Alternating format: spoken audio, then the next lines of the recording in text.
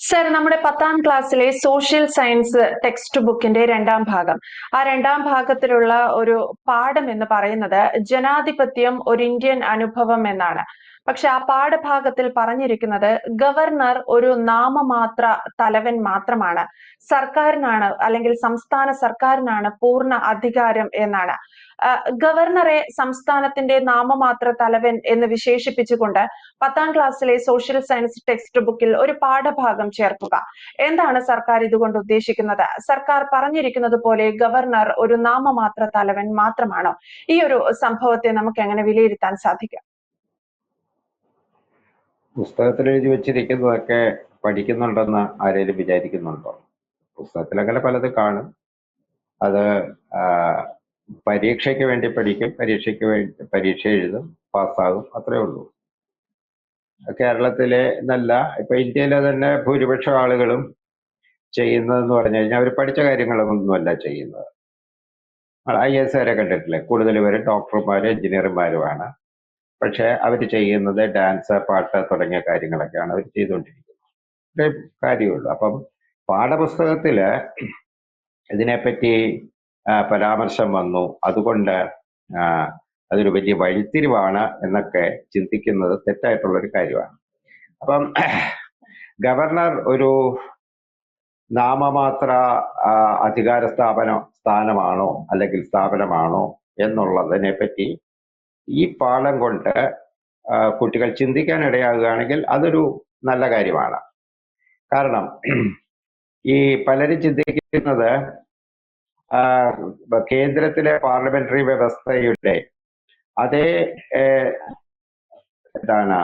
അതുപോലെ തന്നെയുള്ള അതേ സ്വാതന്ത്ര്യത്തോടു കൂടി അതേ അധികാരങ്ങളോട് കൂടിയുള്ള ഒരു നിയമസഭയാണ് സ്റ്റേറ്റുകളിലുള്ളതെന്നാണ് ആളുകൾ തെറ്റിദ്ധരിച്ചിരിക്കുന്നത്.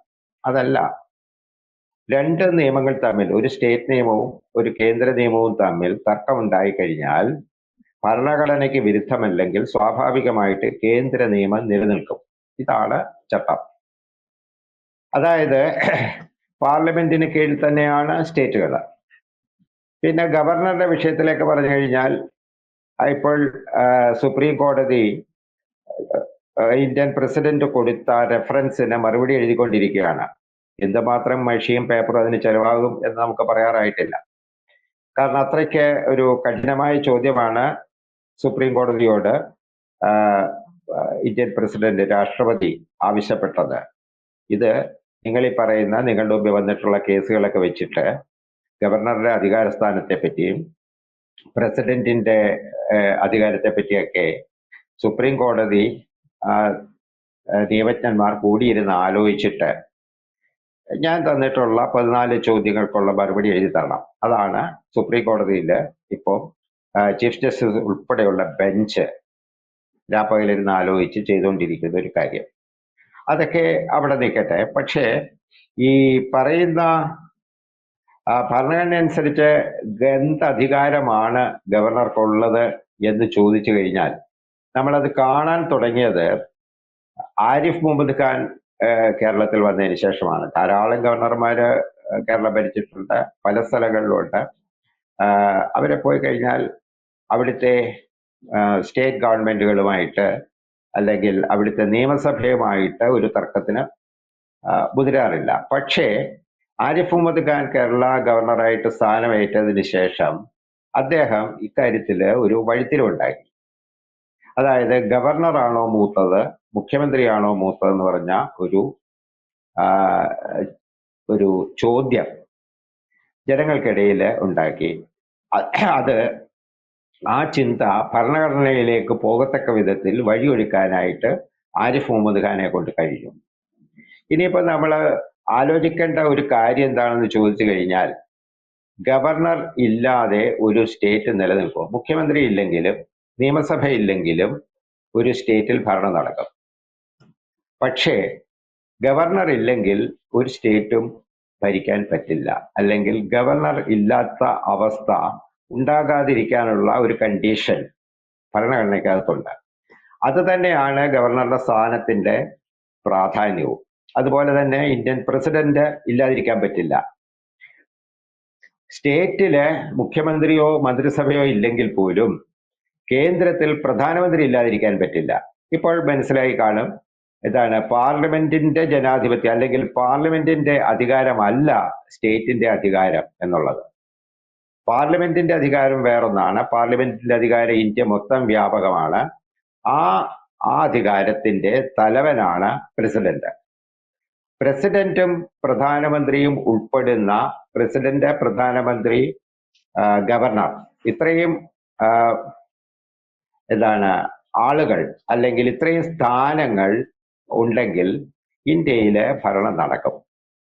അതാണ് കാണുന്നത്. ഇതൊന്നും ഇല്ലാത്ത പാകിസ്ഥാനിലും ബംഗ്ലാദേശിലും ഒക്കെയാണ് ഖയോസ് ഉണ്ടാകുന്നത്. ഇവിടെ അങ്ങനെ ഉണ്ടാവാത്തതിന്റെ കാര്യം എന്ന് പറയുന്നത് ഈ പറയുന്ന വിഷയത്തിലാണ്. അപ്പം ശിവൻകുട്ടി സഖാവ് പറയുന്ന പോലെ കുട്ടികള് ഗവർണറെ പറ്റി പഠിക്കട്ടെ, ഗവർണറുടെ അധികാരത്തെ പറ്റി പഠിക്കട്ടെ, വളരെ നല്ല കാര്യമാണ്. പ്രസിഡന്റിന്റെ അധികാരത്തെ പറ്റി പഠിക്കട്ടെ. ഭരണഘടനയ്ക്കകത്ത് ഇവർക്കൊക്കെ നൽകിയിരിക്കുന്ന അധികാരം എന്താണ് എന്നുള്ളത് കുട്ടികൾ വളരെ നന്നായിട്ട് പഠിക്കട്ടെ, അത് നല്ല കാര്യമാണ്. പക്ഷേ ഈ പറയുന്ന അതിനേക്കാളൊക്കെ മുമ്പേ ഇത് പഠിപ്പിക്കേണ്ട ആളുകളാണ് മാധ്യമപ്രവർത്തകർ. അവരിത് പഠിക്കണം. എന്താണ് ഗവർണറുടെ അധികാരം? ഗവർണറാണ് മുഖ്യമന്ത്രിയെ നിയമിക്കുന്നത്. അതായത് ഗവർണർ ഒപ്പിട്ട് കൊടുത്താൽ മാത്രമാണ് മുഖ്യമന്ത്രിക്ക് സത്യപ്രതിജ്ഞ ചെയ്യാൻ പറ്റുന്നത്. രണ്ടാമത്തെ കാര്യം, സ്റ്റേറ്റ് ഗവൺമെന്റിലെ പ്രധാനപ്പെട്ട ഉദ്യോഗസ്ഥന്മാരെ എല്ലാം ചീഫ് സെക്രട്ടറി, DG, പിന്നെ അങ്ങനെയുള്ള അനവധി ഉദ്യോഗസ്ഥന്മാരുണ്ട്. അതായത് ഇപ്പം ഡോക്ടർ ബി അശോകിന്റെ കേസില് CAT ഇപ്പൊ ആലോചിച്ചുകൊണ്ടിരിക്കുന്ന വിഷയം എന്ന് പറയുന്ന KTDFCയില് ഇദ്ദേഹത്തിനെ നിയമിക്കാനുള്ള അധികാരം ഗവർണർക്കാണോ ഗവൺമെന്റിനാണോ? ഈ ഒരു വിഷയമുണ്ട്. ഗവൺമെന്റ് എന്ന് പറയാൻ പറ്റില്ല, മന്ത്രിസഭയ്ക്കാണോ അല്ലെങ്കിൽ മുഖ്യമന്ത്രിക്കാണോ അല്ലെങ്കിൽ വകുപ്പ് മന്ത്രി പ്രസാദിനാണോ എന്നൊക്കെയുള്ള ചോദ്യങ്ങളാണ് അവിടെ ഉയർന്നു വരുന്നത്. ഇതൊക്കെ എന്ന് പറയുന്നത് ഈ പുതിയ കാലഘട്ടത്തിൽ ഉയർന്നു വരുന്ന ചില ചോദ്യങ്ങളാണ്. ഈ ചോദ്യങ്ങളെല്ലാം തന്നെ നമ്മുടെ ഭരണഘടനയുമായിട്ട് ബന്ധപ്പെട്ട ചോദ്യങ്ങളാണ്. ഭരണഘടന വ്യക്തമായിട്ട് നിർണയിച്ചിട്ടുള്ള ചോദ്യങ്ങളാണ്. അപ്പം ഈ ഭരണഘടനാ ശില്പികൾക്ക് ഇതിനെപ്പറ്റി അറിയില്ലായിരുന്നു എന്ന് നമ്മൾ ചിന്തിക്കുന്നത് നമ്മളുടെ പിതാക്കന്മാര് അവരുടെ അച്ഛന്മാര്, അമ്മമാരൊക്കെ വിവരമില്ലാത്തവരായിരുന്നു എന്ന് ചിന്തിക്കുന്നത് പോലെ ഉള്ളൂ. ശരിക്കും പിന്നെ ഒരു കാര്യം ഇതിൻ്റെ അകത്ത് ഉള്ളതെന്ന് പറയുന്നത് 1983 സർക്കാരിയ കമ്മീഷൻ പറഞ്ഞു പൊളിറ്റീഷ്യൻസിനെ ഗവർണർ ആക്കരുത്. പക്ഷേ അതിന്റെ പോസിബിലിറ്റി എത്രമാത്രം ഉണ്ട്? ഇന്ത്യയിൽ പൊളിറ്റീഷ്യൻസ് അല്ലാത്ത ഒരാളിനെ കണ്ടുപിടിക്കാൻ പറ്റുമോ? അങ്ങനെ ആയിരുന്നെങ്കിൽ പൊളിറ്റീഷ്യൻ അല്ലാതിരുന്ന ഇന്ത്യയുടെ പ്രസിഡന്റായ ഒരു വ്യക്തിയാണ് ഡോക്ടർ അബ്ദുൽ കലാം.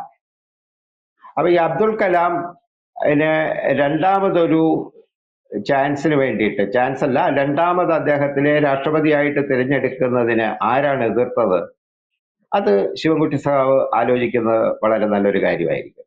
അപ്പം പ്രസിഡന്റ് ആയാലും ഗവർണർ ആയാലും രാഷ്ട്രീയ പ്രവർത്തകനായിരിക്കരുത് എന്ന് പറയുന്നതിൻ്റെ അകത്ത് ഇന്ത്യയെ പോലെ ഏതാണ്ട് പൂർണ്ണമായും രാഷ്ട്രീയവൽക്കരിക്കപ്പെട്ട മനസ്സുള്ള ഒരു രാജ്യത്ത് സാധ്യമാകുമോ എന്നുള്ളത് ആലോചിക്കണം. സർക്കാരിയ കമ്മീഷൻ അതിൻ്റെ 1983 ഒരു പഠനത്തിലാണ് അത് പറഞ്ഞത്. സർക്കാരിയ കമ്മീഷൻ പറഞ്ഞത് രാഷ്ട്രീയക്കാർ ഗവർണർ സ്ഥാനത്തേക്കോ പ്രസിഡന്റ് സ്ഥാനത്തേക്കോ വരാൻ പാടില്ല എന്നുള്ളത്. പക്ഷേ നമുക്കിപ്പോൾ അറിയാം രാഷ്ട്രീയക്കാരനല്ലാത്ത ഒരാൾക്ക് ഇതിലേക്ക് വരാൻ പറ്റില്ല.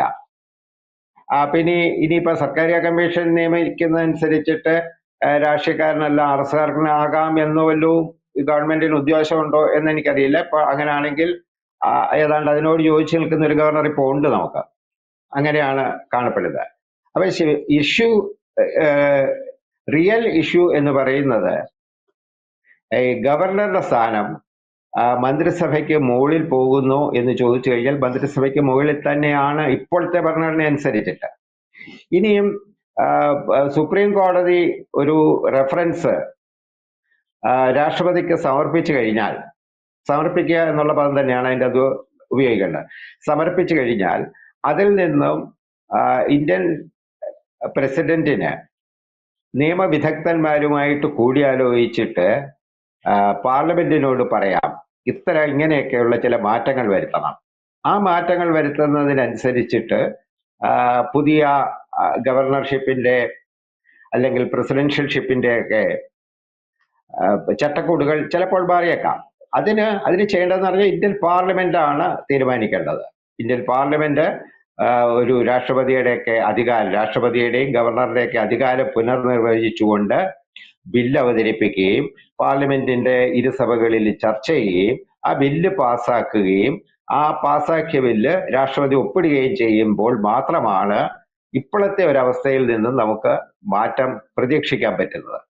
അതുവരെ എന്ന് പറയുന്നത് ഇപ്പോൾ ഭരണഘടന നൽകുന്ന അധികാരത്തിന്റെ അകത്ത് സ്റ്റേറ്റുകളിൽ ഗവർണർക്ക് പ്രധാനപ്പെട്ട സ്ഥാനമുണ്ട്.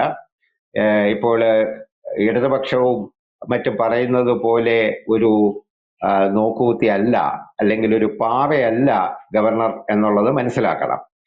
EMS പണ്ട് പറഞ്ഞിട്ടുണ്ട് നമുക്ക് ഗവർണറുടെ ഒന്നും ആവശ്യമില്ല.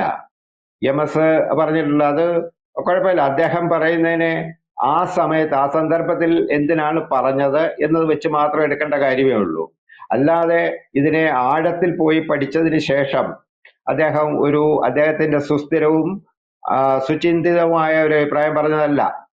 കാരണം അദ്ദേഹം ഈ തെറ്റ് പറയില്ല, ഉറപ്പാണ്. കാരണം ഗവർണർ എന്ന് പറഞ്ഞ സ്ഥാനം വേണ്ട എന്ന് പറഞ്ഞു കഴിഞ്ഞാൽ ഗവൺമെന്റ് വേണ്ട എന്നേ വരത്തുള്ളൂ. കാരണം ഈ ഗവർണർ ഒപ്പിടാത്ത ഒരു നിയമനമോ ബില്ലുകളോ ഇന്ന് ഈ നിമിഷം നിലവിൽ നമ്മൾ എന്തൊക്കെ ഡെക്കറേഷൻസ് അതിന്റെ പുറമെ കൊടുക്കാമെങ്കിൽ പോലും നടപ്പാക്കാൻ പറ്റുകയില്ല.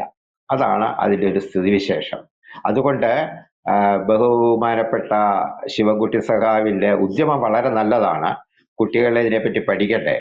ഈ പാഠപുസ്തകത്തിലുള്ളതിനേക്കാൾ കൂടുതൽ കാര്യങ്ങൾ കുട്ടികൾ പുറത്തു നിന്നാണ് പഠിക്കുന്നത്. അവർ പഠിച്ചിട്ട് ഭരണഘടനയുടെ വിവിധ ചർച്ചകൾ നടന്നിട്ടുള്ളത് ഒക്കെ അവർ വായിക്കട്ടെ.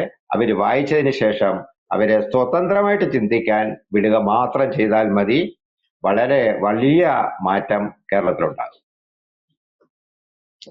എന്തായാലും അവർ ഈ പാഠഭാഗത്തിന് നൽകിയിരിക്കുന്ന പേരെന്ന് പറയുന്നത് ജനാധിപത്യം ഒരു ഇന്ത്യൻ അനുഭവം എന്നാണ്.